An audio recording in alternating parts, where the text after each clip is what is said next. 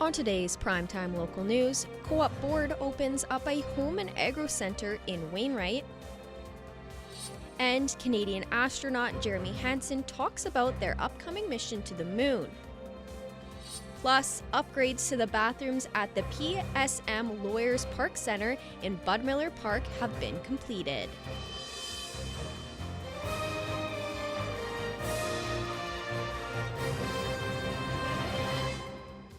Prime Time Local News, serving the Lakeland and Midwest regions. Good evening and welcome to Primetime Local News. Thank you so much for joining us. The grand opening celebration for the Wainwright Home and Agro Center took place earlier today.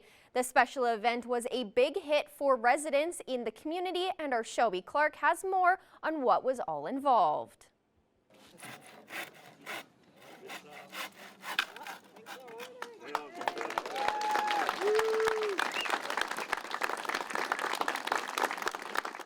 This wood cutting marked a major accomplishment for the Co-op Board and for Wainwright residents. This has been a long time coming. As you probably noticed on the outside of the building, the co-op was started in Wainwright in about 1944.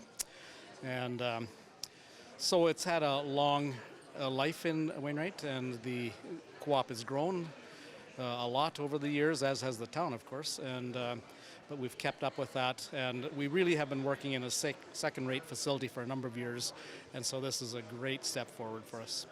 The celebration involved prizes residents could win, great sales for the day, and free food, including barbecue they offered anyone that came down to witness the grand opening. This project has been in the works for 15 years. It's been a long time coming, and staff are excited to see this dream finally come true. We have our new project center with its own entrance, opens half an hour before the store. We've expanded our line of feed, our line of oil and automotives, and just a lot bigger space to display and showcase our product. With such an accomplishment in the Wainwright community, the Co-op Board's hard work has paid off. This facility is a first of its kind in Western Canada. Everything you need to finish a project, to do it yourself, a weekend warrior, a contractor, one-stop shop here for all the contractors and the do-it-yourselfers, but also we have a great extension of our inventory for our egg producers. Whether you're in cattle, whether you're in getting ready to go see the crop, we're just excited that we get to expand our offerings in this great community. For Primetime Local News, I'm Shelby Clark. Upgrades to the bathrooms at the PSM Lawyers Park Center in Bud Miller Park have been completed. The new washrooms are fully accessible and are available to all park users without the full facility being open. One of the challenges that we've heard in the past is the accessibility of washrooms. And when you need to use a washroom, sometimes it can come upon a person very sudden. We also did not have great access to ensure that those with mobility challenges and issues were able to access a washroom. The Western Economic Diversification Canada contributed $140,000 for the new upgrade, and the City of Lloydminster contributed over $45,000. See Bud Miller enhanced so that people can, if they're in a wheelchair, know that they have access to a washroom, and also that washrooms are available at later hours. The improvements to the area are also expected to reduce vandalism. Canadian astronaut Colonel Jeremy Hansen is preparing for the Artemis II mission, which will take him around the moon. Colonel Hansen spent several years as a fighter pilot at Four Wing Cold Lake. Stacey Comer spoke with him about his time in Alberta, as well as how he is preparing for his time in space.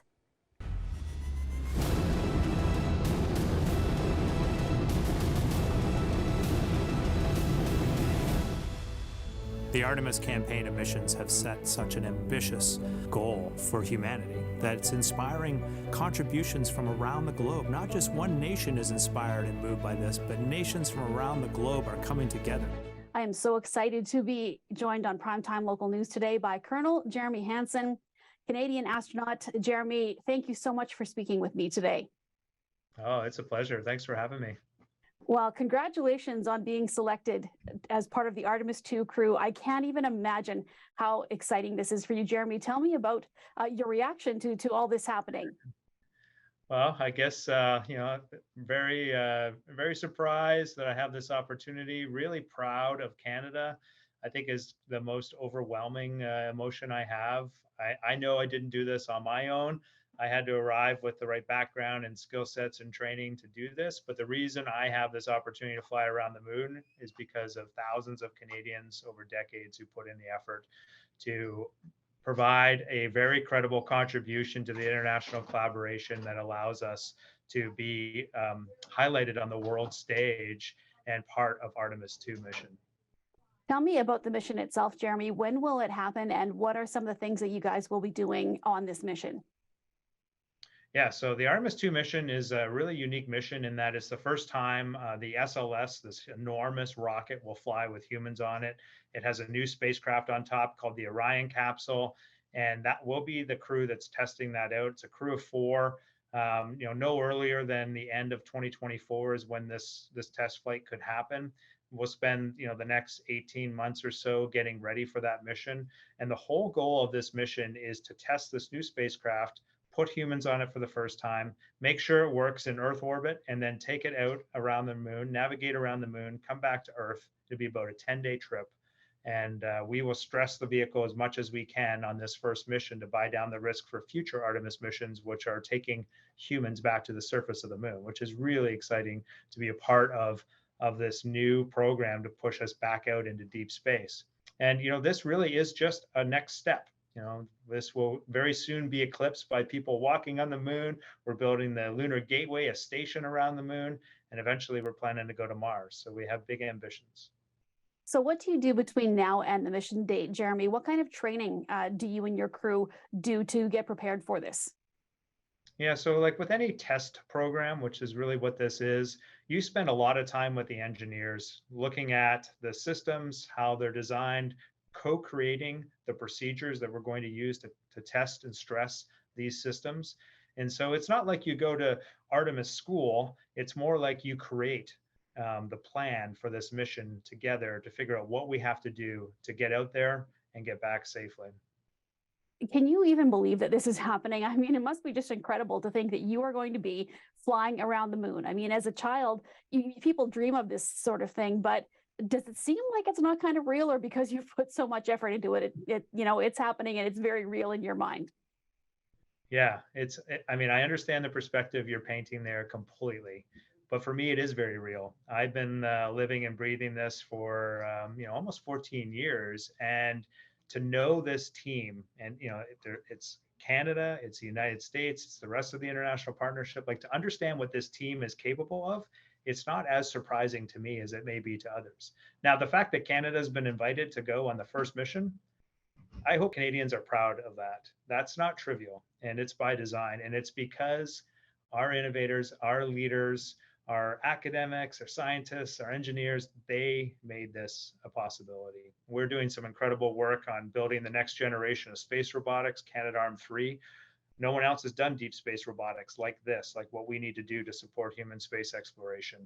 And we're taking on that challenge. We're working on food and health in a new way. We're trying to leverage the focus of space and the expertise across our country with respect to delivering healthcare in remote parts of the country, growing food in the Canadian Arctic. We're trying to leverage that expertise, bring the space focus together with that, and take that with the international partnership to the moon and onto Mars. And there's some really great synergies here to bring benefits for Canadians back to the planet.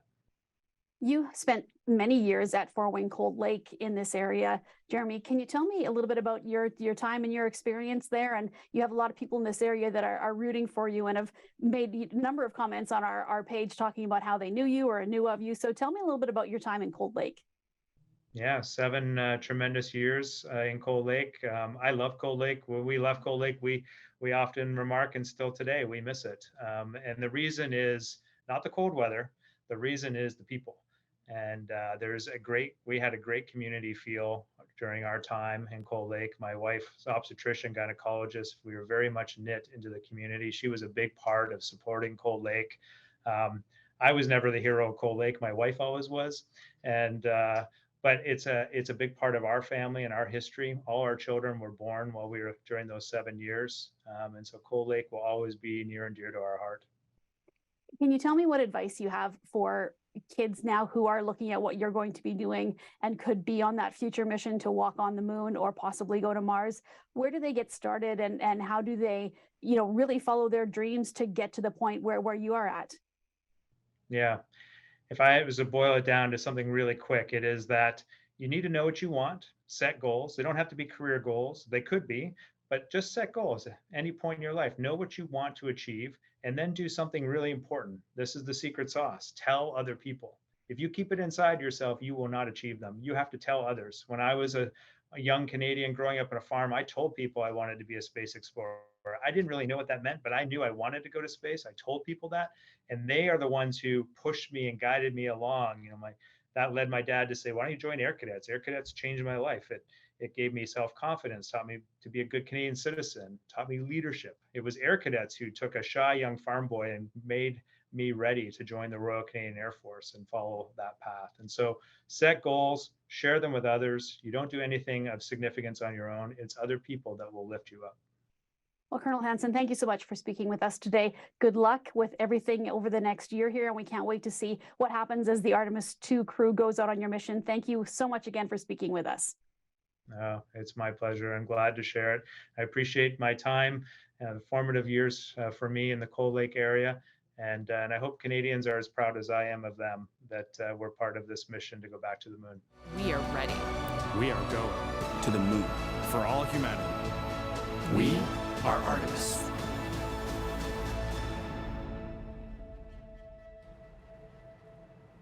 Now we go over to our Shelby Clark, who has a first look at your weather forecast.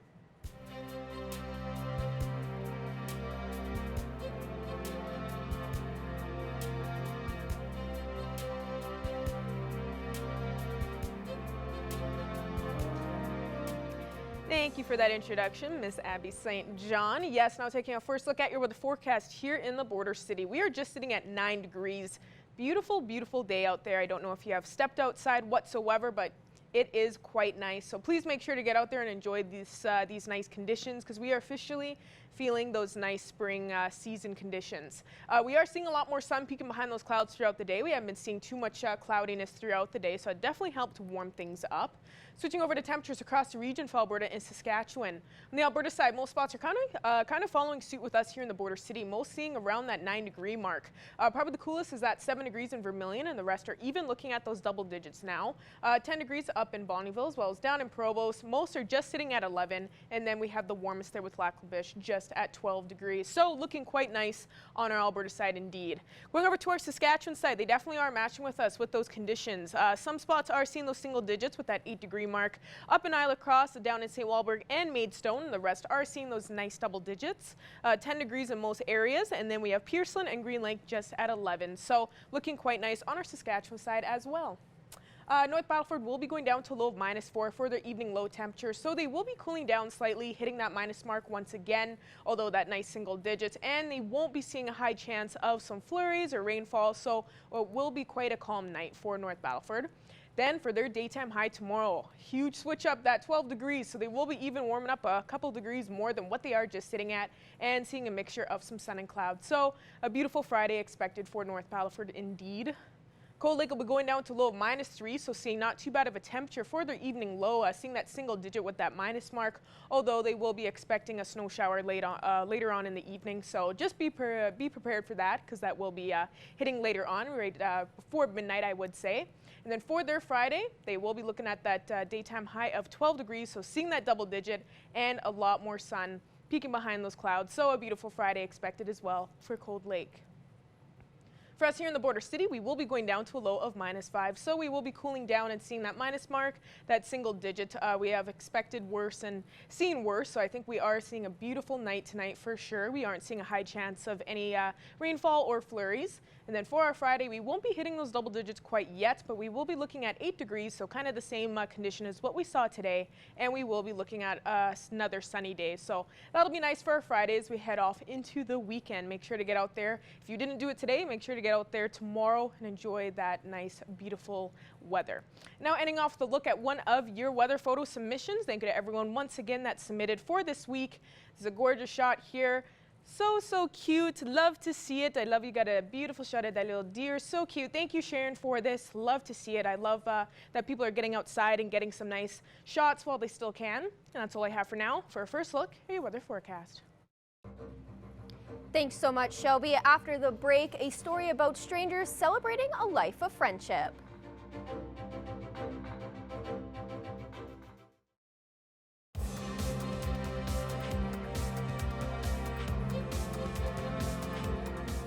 While the Bobcats season is over, the off-season has begun in earnest. With more on the Bobcats, here's our Thomas Wildman.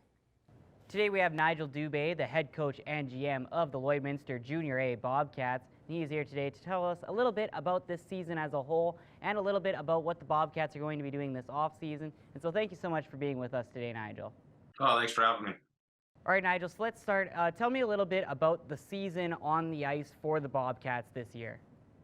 Yeah, I thought for us, the first half we jumped out to a quick start, and then between the sickness, injuries, and we went on a massive kind of a road swing where our separation between two home weekend games was over 3 months. So where we saw probably the low point of the season into the November, just the start of December, and then we came back and we added Jeff to the coaching staff, made a change, and brought in Caden Cabana, changed our goalie situation, or Matthew Severson took over, and things went in a positive way moving forward from there. And I thought that our second half was great. I think we ended up with a 14-11-2 record in the second half, and just a lot of great things happened there. And we also had a lot of home games where we saw the success of our guys on the ice, and in part was the support that the crowd gave them too in that. And then I thought,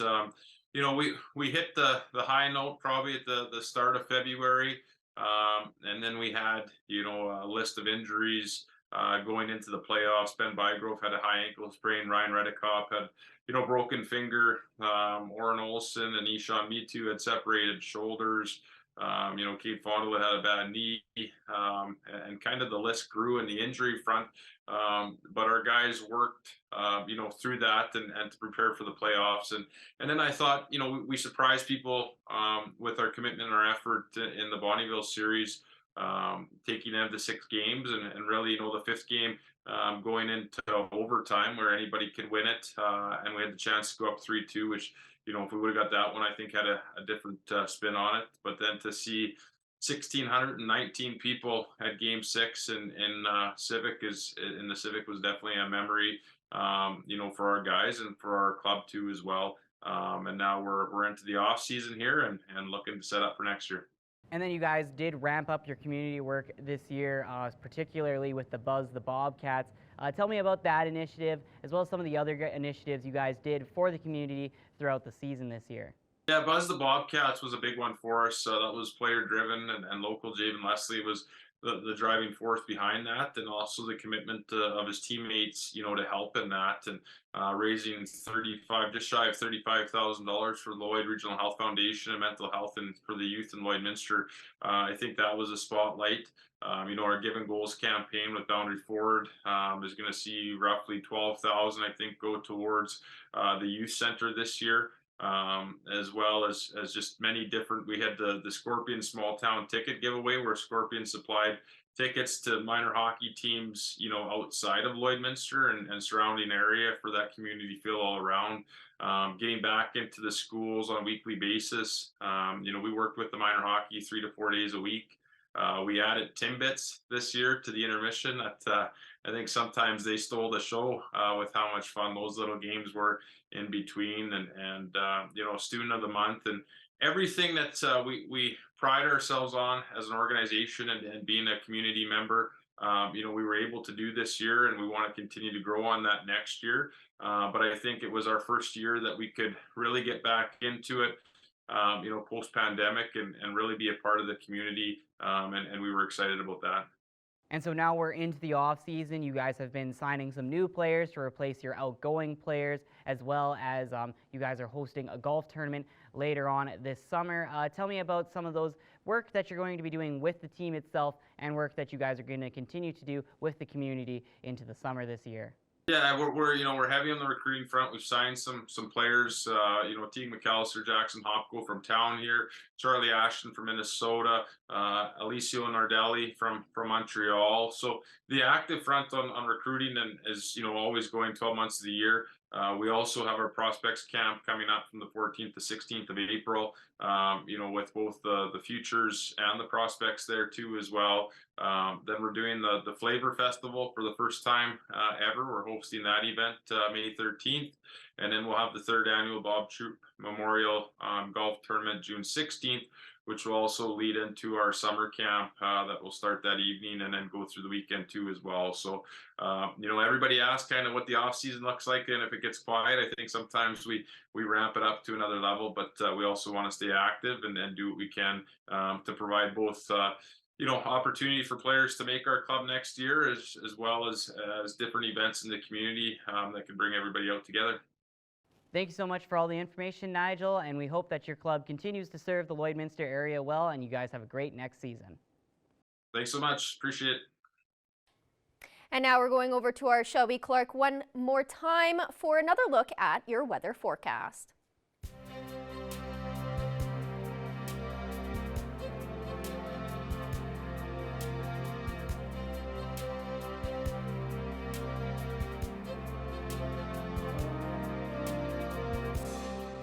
Thank you so much again there, Miss Abby St. John. Yes, now taking another extended look at your weather forecast, we will be starting off with our central zone of the provinces. And on the Alberta side, we are seeing those double digits once again in some of these areas, especially that 11-degree mark in Edmonton, as they are looking the warmest. Cold Lake is matching with them, and then we have those 10s for Athabasca and Whitecourt. The rest are slightly cooler, but just by a couple degrees. They are still seeing those nice plus temperatures. The coolest we are seeing on this side is Jasper, just at 6, and we start to warm up from there from 7 to 9 degrees in the rest. So we are looking at some nice conditions on the Alberta side indeed, compared to some of the days we've been seeing this week. Switching over to our Saskatchewan side, they are matching with us with those conditions, 9 and 6 for Melfort and Prince Albert. The rest are just seeing 10 degrees, so they are just reaching those double digits. And as we go over to our northern zone, they have warmed up slightly in some of these areas, especially Uranium City and Stony Rapids. They were looking at those minuses yesterday, and now they have kicked it up a notch for today, so hitting that 0 mark for Stony Rapids, while it was 2 there in Uranium City, just hitting that 1 in Wollaston Lake, and then they are definitely warming up a little bit more in these areas as we go a bit lower. 10 degrees in Flin Flon, so it seems to be the only spot with those double digits on this side, and then we have that 5 in South End, La Loche and Buffalo Narrows both at 7, so looking not too bad on our Saskatchewan side here in our northern zone. Going back over to our Alberta side here to check them out, the coolest we are seeing is just in Fort Chipewyan. The rest are definitely matching with us more in our central area. A couple with those double digits with 11 in Fort McMurray, 12 in Peace River. Then we have those 9s there for High Level and Grand Prairie. Slave Lake is just hitting 6 degrees, so they have warmed up slightly from what they were seeing yesterday. And now heading over to our southern zone. They were definitely kicking butt earlier on in the week, as they were seeing even those double digits getting closer to those 20 degrees in some of these areas. So they have cooled down for the past couple days, especially for today, kind of matching with us more in our central, in our northern zone. So it's kind of nice to see. They're a little bit humbled for sure. They are seeing those nice single digits. Lethbridge and Coronation just at 8 degrees. Coronation continues to kind of flip the script and see warmer conditions compared to the rest. Usually they see the coolest compared to the rest on this side. Then we have those 6s for Calgary and Medicine Hat. Banff is just at 4, so Banff is looking slightly cooler. Now ending off looking over on our Saskatchewan side, they are probably seeing the coolest conditions yet for this week in these temperatures, especially that 1 to 2 degrees in most spots for Regina, Estevan, Moose Jaw, and Swift Current. But then we have Kindersley and Yorkton, slightly warmer, just at 5 and 6, but it doesn't seem like any of these spots in this zone are seeing those double digits. Now looking at some overnight evening lows expected tonight. We will be looking at those minuses once again for our evening low temperatures. Most spots will be expecting a low of -3 with Isla Cross and Bonnyville. Provost will be expecting a low of -6, as well as Meadow Lake tonight. And Paradise Hill is kind of in the middle there with a low of -5. So we will be cooling down slightly with these temperatures from what we have been seeing for the past few nights. Although it will be a pretty calm night for most of these areas as well in this list. It won't be any high chances of flurries or rainfall, except for Bonnyville. They will be kind of expecting a bit of icier conditions later this evening. So just be prepared for that. Hopefully that will be melting down tomorrow as we warm it back up. Now looking at our hourly forecast for our Friday here in the border city, we will be starting off slightly cooler with around -5, -4 right off in the morning. Then as we go through the day to mid-afternoon, we will be reaching that 8-degree mark. So a nice temperature there. We'll be kind of seeing what we kind of are sitting at for today. So we'll be expecting a beautiful temperature for tomorrow, and we won't be cooling down by too much as we head into our Saturday, because we will be seeing that 11 degrees on Saturday. So be prepared, because we are going to be seeing a beautiful day tomorrow with a mixture of some sun and cloud. But past Friday, we will be hitting those double digits for Saturday and Sunday. So make sure to get out there and enjoy these beautiful spring conditions, because we'll even be reaching that 13 on Sunday. And that's all I have for now. Our Abby St. John will have our news coming up after the break.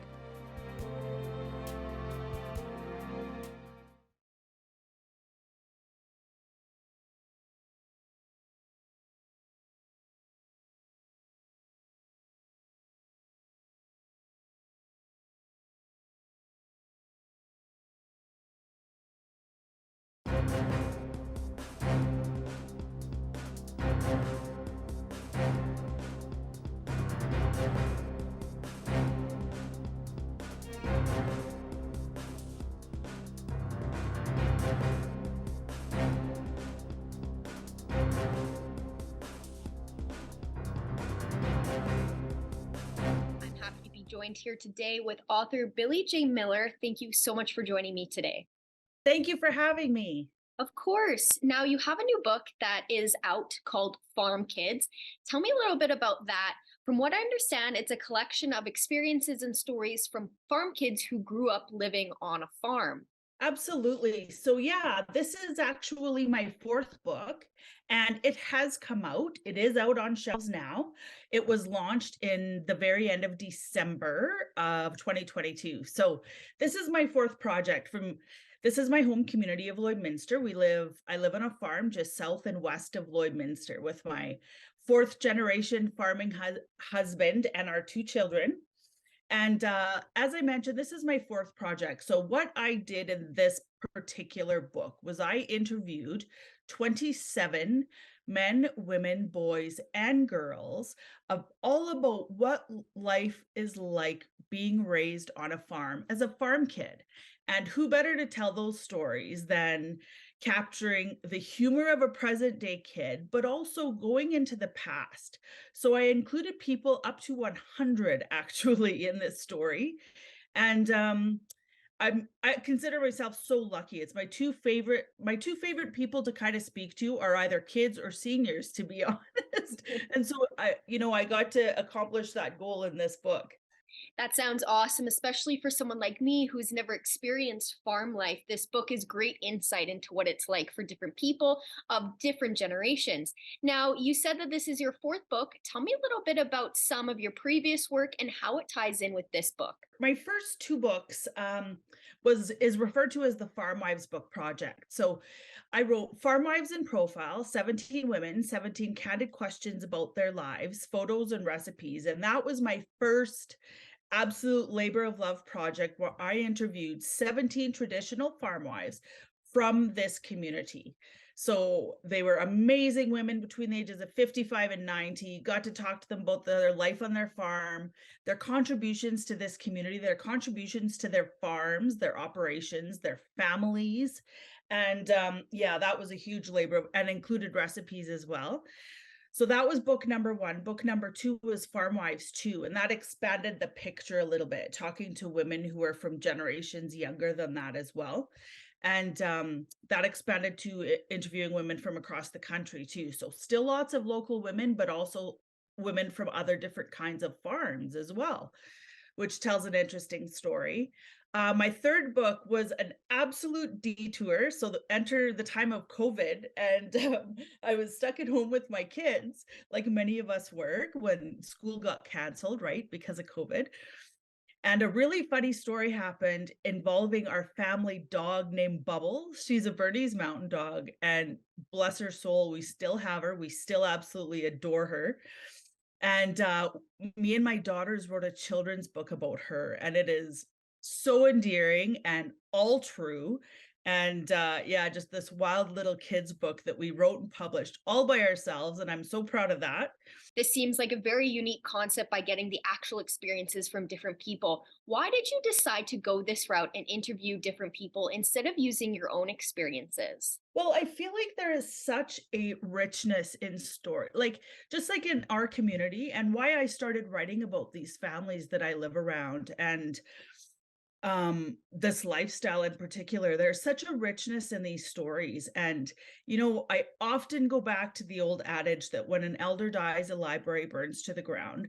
We are surrounded by such incredible people with such incredible histories and such incredible stories. And, you know, I guess this is kind of my way of trying to bring some of them to light and to have some of them go on in a permanent way, like having them be in a book, right?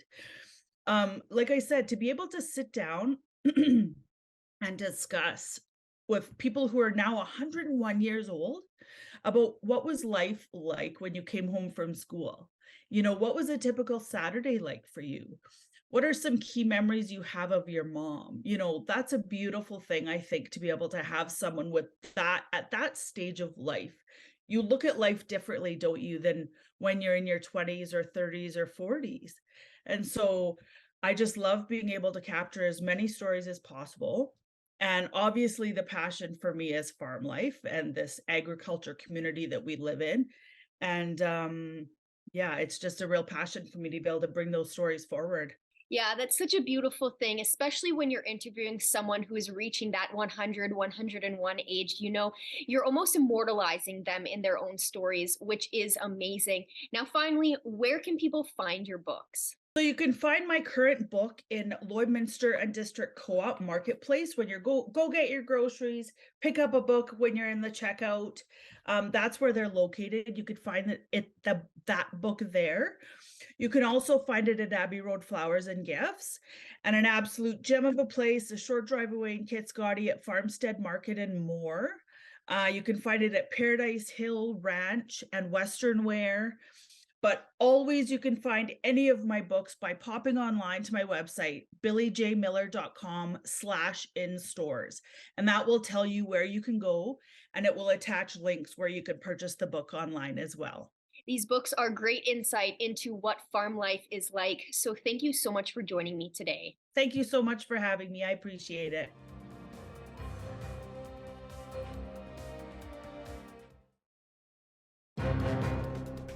Furniture set and design supplied by Furniture Gallery and Furniture House, downtown Lloydminster. So I'm here with the Johnston family speaking about their zipline project in the prairies that's currently under construction. So John, do you want to tell us just a little bit more about what this project actually is? Well, it's just as the name says, it's out on the prairies. There's 7 zip lines hanging, Zach. They total about 1,100 meters of cable. And in order to ride all 7, you end up riding 2 of them more than once. So you actually end up on roughly 2,000 meters of cable.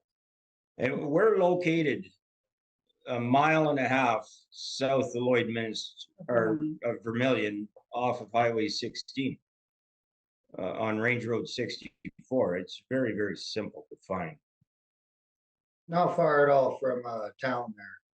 And could you possibly tell us a little bit more about the construction it went under and the work that everyone here has put into it? A lot of work.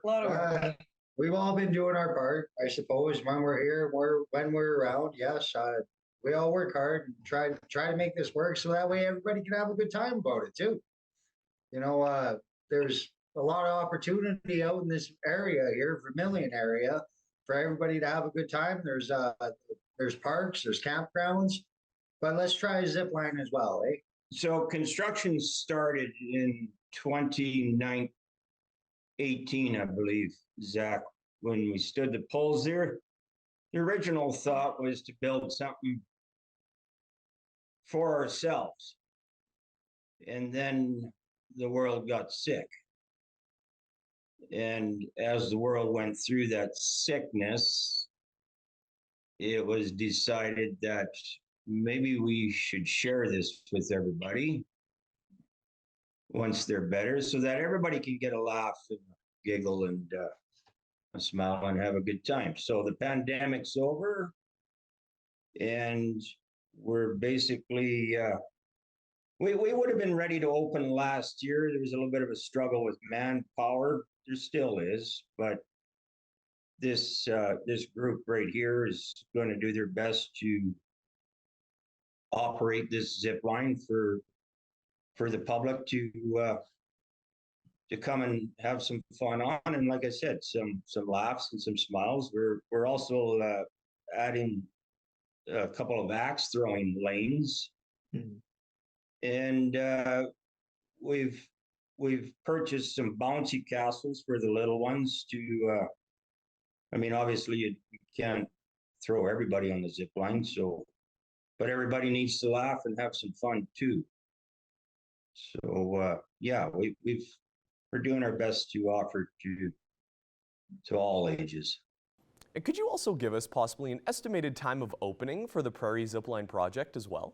We're aiming for the long weekend in May, so not very far away.